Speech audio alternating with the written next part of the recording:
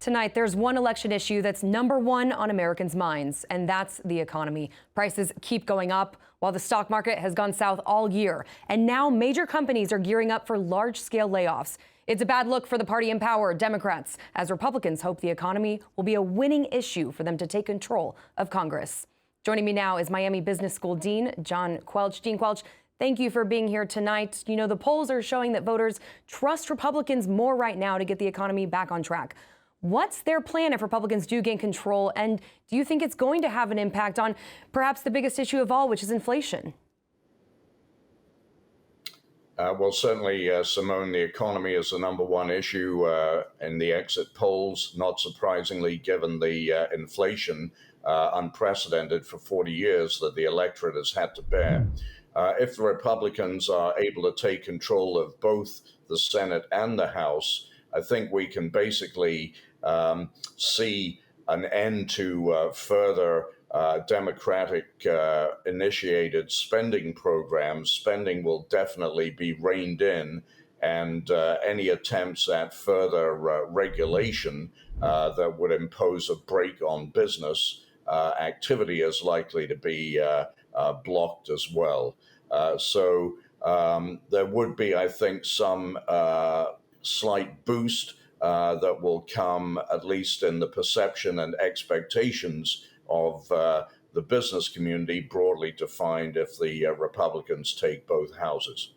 In your opinion, where have Democrats failed on inflation and the economy?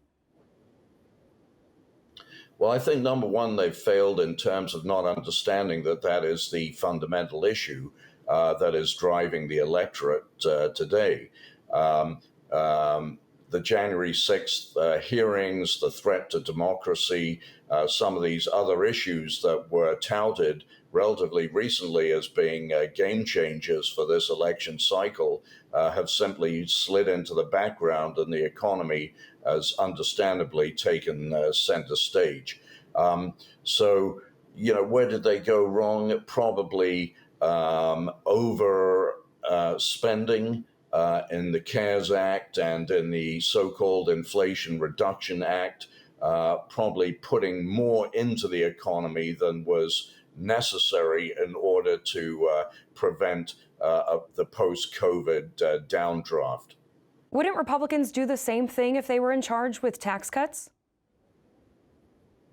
I think they would have, but perhaps not to the same degree. And if you remember, with respect to the CARES Act and the Inflation Reduction Act, the initial proposals in terms of the spending levels from Democrats were much higher than, in the end, were approved. And that was, of course, partly due to the internal opposition of Senator Joe Manchin in particular. Let's look at how politics plays into this in the long run here, because the Federal Reserve is so heavy-handedly involved in bringing down inflation right now. So how much control do politicians really have in this arena in the immediate term, and what should they be doing that they're not? It's very simple, Simone. The Federal Reserve has control of monetary policy, essentially how much money is pumped into the economy via the interest rates that it sets. And obviously the Federal Reserve has tightened considerably, and more tightening is yet in the offing. The Congress, on the other hand, is the budget authority, and therefore all tax-related matters go through Congress. So the two levers that are most often deployed, tightening of interest rates or adjustments to taxes, as a way of moving the economy one way or another. Right now in our economy, the house is on fire, if you will. But what is something that you know is brewing that we're not talking about that you think could be a major economic issue or a major economic opportunity in the next few years? Certainly the geopolitical challenges that can erupt at a moment's notice, whether it be in the Korean Peninsula or in the Gulf region, or magnified problems in Ukraine and Eastern Europe. These are all potential headwinds, of course.